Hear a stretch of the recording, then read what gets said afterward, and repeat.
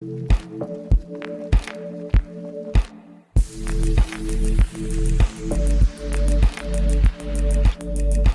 up YouTube, you're by the Flying Spanner here. Today we have a bit of a unique video. So today is the unboxing of the Rowsfire's A106.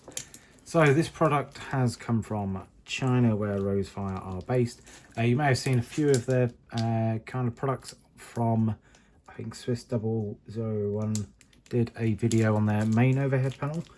So what this one is different is, when you'll see anyway, it's a smaller overhead, so it's not as big, and it should hopefully fit nicely and be about the same size as what the mini FCU is, so it should go nicely under my desk there to keep it nice and clean.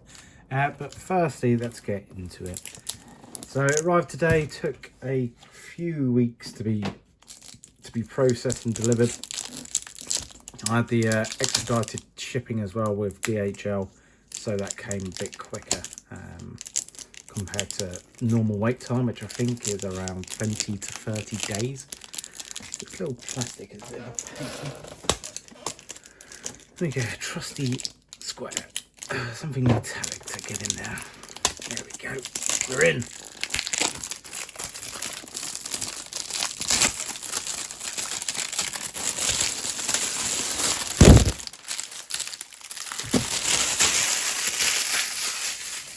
That really annoying crinkly plastic. So they must use the same box for all their products, I'm going to assume anyway, because there's nothing here that signifies it's the 107 apart from, of course, serial numbers and a product mark here and there. But let's open the box and we're straight in there. So on top of the phone we have got, let me just go over some sensitive information here. After receiving the goods, please scan the QR code for the driver configuration files and yada yada. What I'll do is I will get it all unboxed, I will set it all up, and then we can go straight in for the setup and see how quick that is. So that'll be later on in the video. So getting in there, it's all very nicely packaged, I would say. You have the included USB 2 to USB-C cable. So it's good that it's USB-C, and just add another one to the USB port. And then overall, do you know what, that unit is very nice. It's all nicely packaged. I know the buttons are kind of poking through the plastic, but it's got that foam above it, so that's all right. So what it looks like is the backing.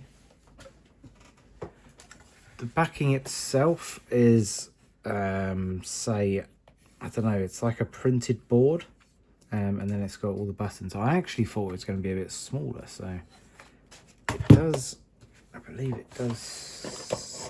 Oh, if it doesn't, then it's massive. Okay, I should probably have looked at the specifications of it before I bought it. It's a bit bigger than what I thought, and it doesn't fit underneath my my little shelf there I was expecting. But overall, let's have a little play with it. So, quality. Look at their buttons. They are quite big. I was a bit impatient. I saw mini FCU tease one of these kind of thing for an addition onto the FCU, and I thought, oh no, they'll take years to come out, and it probably will.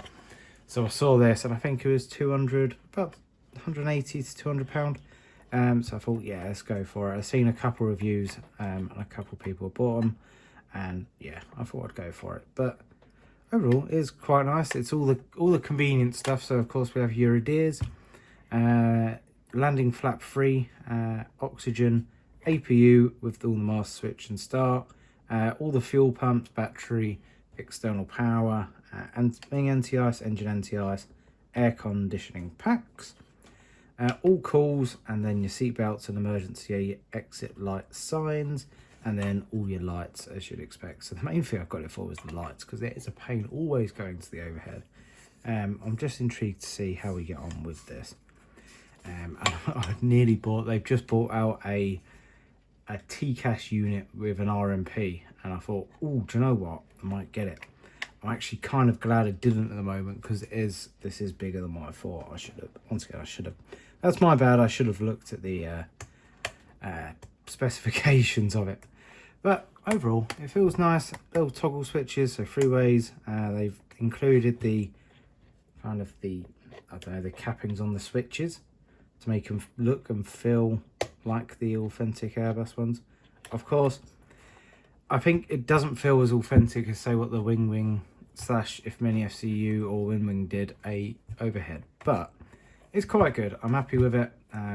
Hopefully I can get it, I can lay it down in there at least, or maybe even get a little stand or pivot it a bit. But yeah, overall, let's see how we get on with the kind of install.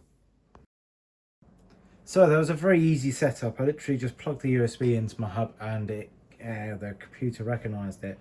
Nextly was a bit of a faff using the little QR code. So yeah, of course, I don't get why they didn't just put a website link.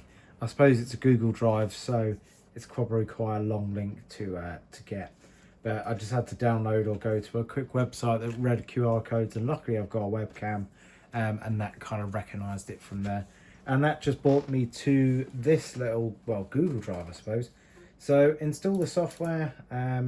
Luckily I already had it, so it is USFS UIPC and MobiFlight. With my Mini FCU, I now use MobiFlight only. I don't use their own configuration files, just because you can get all kinds of different ones on there, and I find it really good. The second folder, of course, you have all of this, which helps. So tutorial and using the products. I think that's probably an overview. I didn't watch it personally. Then there was a document that takes you through all the Phoenix and all the use and all kinds of stuff there. So with that ado, configuration files. So I definitely read the README, definitely. What I found was, so there's a Phoenix.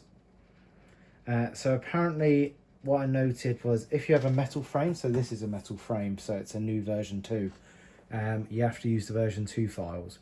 So you have a Phoenix profile, a fly-by-wire A320 profile, another Phoenix profile, but we use the version 2 one. And then what I found interesting was the INI A350, so I'm going to give that a go afterwards. I won't record that. But yeah, if you can use it with wide bodies with all the fuel pumps and stuff, that'd be amazing.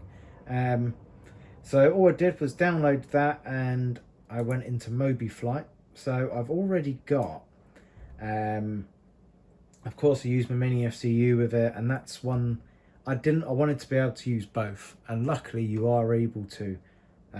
So I loaded my Phoenix FCU profile. I then merged in the the Rowsfire profile, and of course assigned it to the Rowsfire module. So I'm just going to give it the first go in the sim and hopefully it works. So you can see it's all there, it's all assigned. It's running, so the FCU's up, that's all there. So yeah, let's jump in the sim. We're on cold and dark in the Phoenix in Manchester. Let's just see what it does. So external power on. Hey, both batteries, they are on. Fuel pumps, they all go on. Crew supply, that one works. Landing flap free, yep, that pops on and the light comes on. I'll just reposition the camera. Oh yeah, that's pretty cool. So all the ADRUs come on there. This is having a bit of a... So FCU itself still works, so you can see on the altitude window there we're moving as we should. I think it's probably a little bit slower.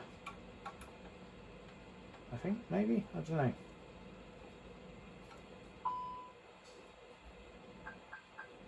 It's probably...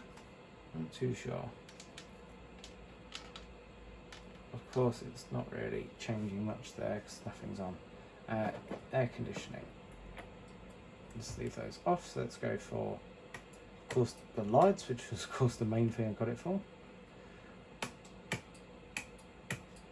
Wing lights, beacon, strobe all works, turn off, yeah.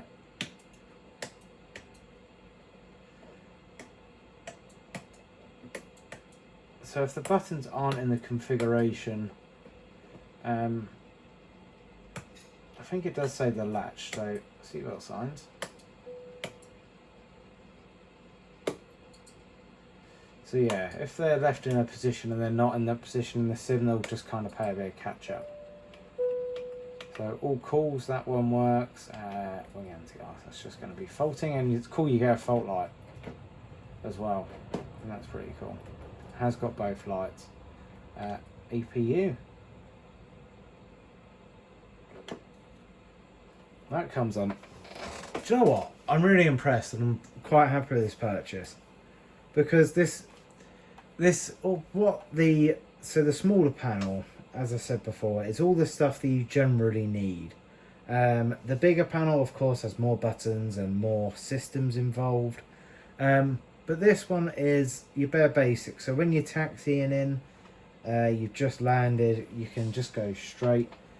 You can just speed things up a bit. You can not just put your strobes off, put your APU on straight away. And it just it's just something to remember.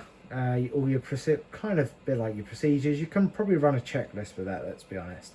There's going to be a lot, of course, you're missing out of the overhead, but when you think about it, hydraulics is probably the only thing it's missing. It probably could just do with having a spare button that you can, maybe if they made that flap free button into like a spare one that you could assign into different functions. So have it flap free, and then if you toggled something, it would then change it to the yellow hydraulic pump or something along those lines, anything like that. But it's quite cool. So the APU then, I noticed, the second it came available, of course the available light came on. You then have your bleed, you get your fault light, and then that should go out. So it all communicates with the sim, and yeah, it's tailors the experience. It's just something to add. Relatively cheap for what it is, I would say, or cheapish. I'll definitely maybe think of getting the RMP, but I just wish it sat underneath there, really. But you win some and you lose some. But yeah, thank you very much for watching the video. I hope you've enjoyed it, and you can get this from rowsfire.com, I believe it is. I haven't been sent this for free. I have paid full price for it myself. I wish I got sent it for free, but I'm not really a flight sim YouTuber, nor my own real YouTuber anyway. So yeah, thanks for watching, and I'll see you in the next video. Adios and goodbye.